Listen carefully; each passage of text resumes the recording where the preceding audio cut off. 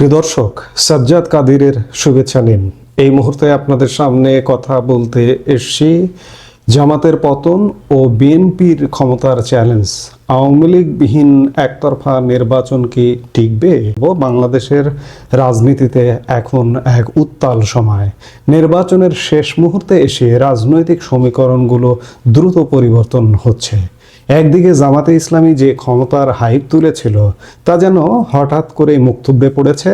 অন্যদিকে প্রধান প্রতিদ্বন্দ্বী বা বাংলাদেশের প্রধান রাজনৈতিক দল আওয়ামী লীগকে মাঠের বাইরে রেখে একতরফা নির্বাচনে বিএনপির ক্ষমতায় যাওয়ার পথ অনেকটা পরিষ্কার হলেও সামনে অপেক্ষা করছে এক ভয়াবহ রাজনৈতিক অগ্নিকুণ্ড।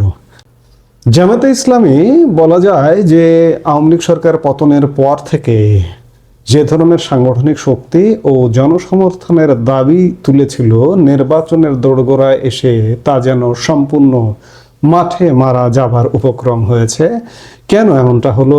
এর পেছনে রয়েছে সাম্প্রতিক সময়ের কিছু বিতর্কিত ঘটনা। সম্প্রতি আল জাজিরায় দেওয়া এক সাক্ষাৎকারে আমিরে জামাতের নারী নেতৃত্ব নিয়ে মন্তব্য নারী সমাজের মধ্যে নতুন করে বিতর্কের সৃষ্টি করেছে। আল জাজিরার সাক্ষাৎকারে তিনি বলেছেন, জামাত প্রধান কোনো নারী হতে পারবেন না এবং জামাত এই মুহূর্তে যে বাংলাদেশে ত্রয়োদশ জাতীয় সংসদ নির্বাচন হচ্ছে তার ৩০০ আসনের একটি আসনেও নারী প্রার্থী দেয়নি জামাত।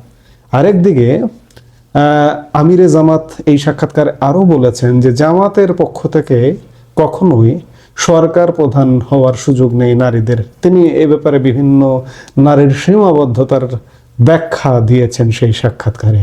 প্রগতিশীল সমাজে এই ধরনের অবস্থান তাদের ভোট ব্যাংকে বড় ধরনের নেতিবাচক প্রভাব ফেলতে যাচ্ছে বলেই মনে করা হচ্ছে।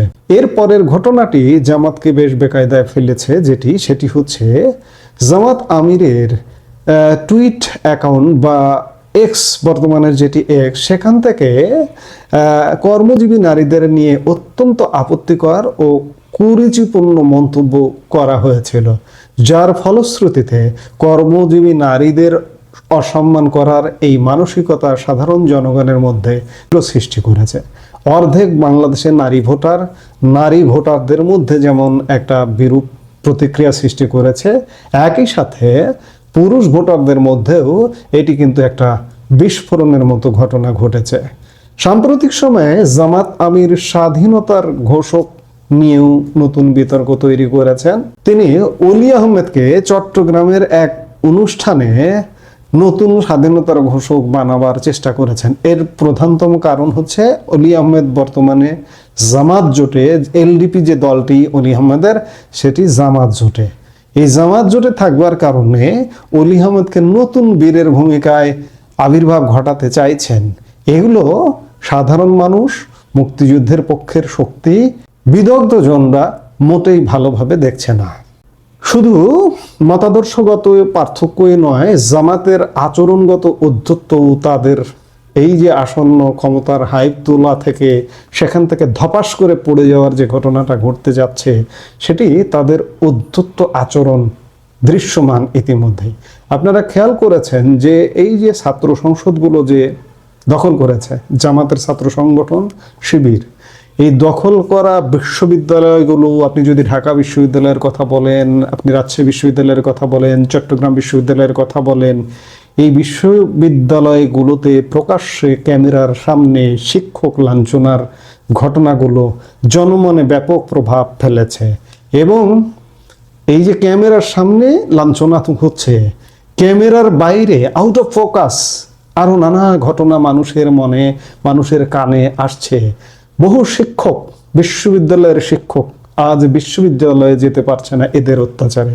বহু শিক্ষার্থী আজকে বিশ্ববিদ্যালয়ে যেতে পারছে না এদের অত্যাচারে। এগুলো বাইরে জানাজানি হচ্ছে, জনমনে দারুণ ক্ষোভের সৃষ্টি করছে।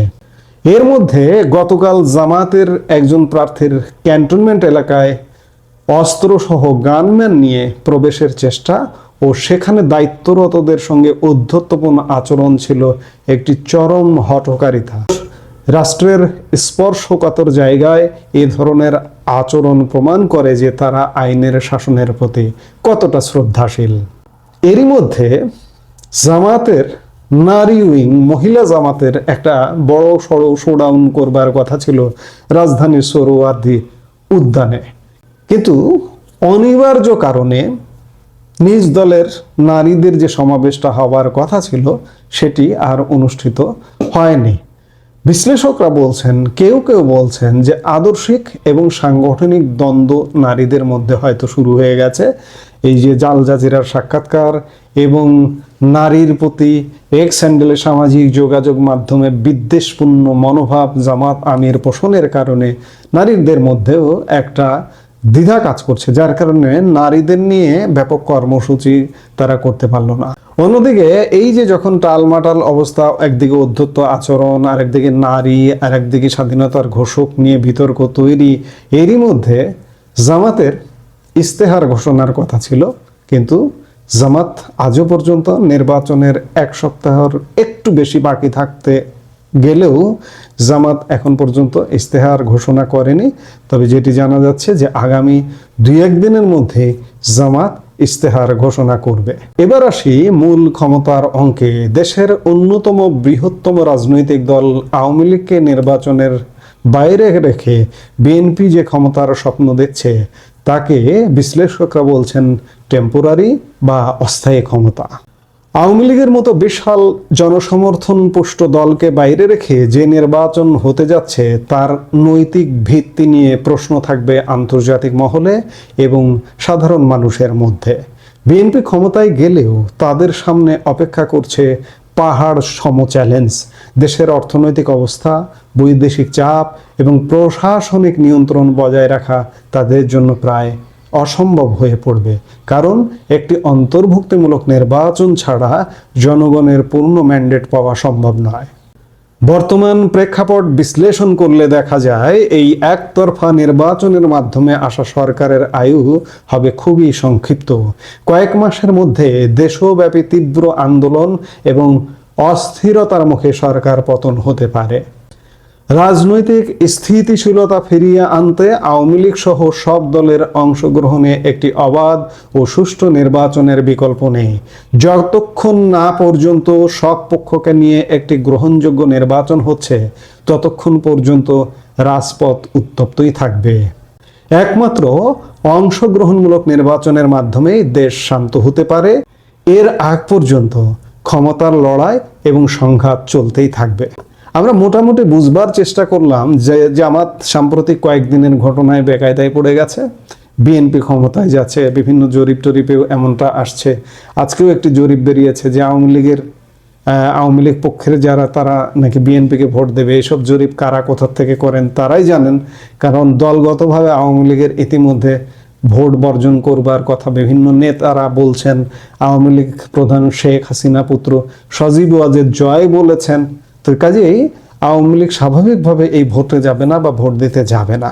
এখন আমরা বিশ্লেষণ করছি যে বিএনপি ক্ষমতায় যাচ্ছে, কিন্তু এখানেও কিন্তু আছে বিএনপি ক্ষমতায় যাচ্ছে, নির্বাচনটা যদি স্বাভাবিক হয়, এটা যদি অস্বাভাবিক নির্বাচনে পরিণত করা হয় জামাতের পক্ষ থেকে, যেভাবে জামাত প্রশাসন দখল করে আছে এবং নির্বাচনে প্রভাব বিস্তার করতে পারে এমন জায়গাগুলো যেভাবে দখল করে আছে, তাতে জামাত যদি নির্বাচনকে ট্যাম্পার করে ফলাফল নিজেদের পক্ষে নেয় তাতেও কিন্তু অবাক হবার কিছু থাকবে না।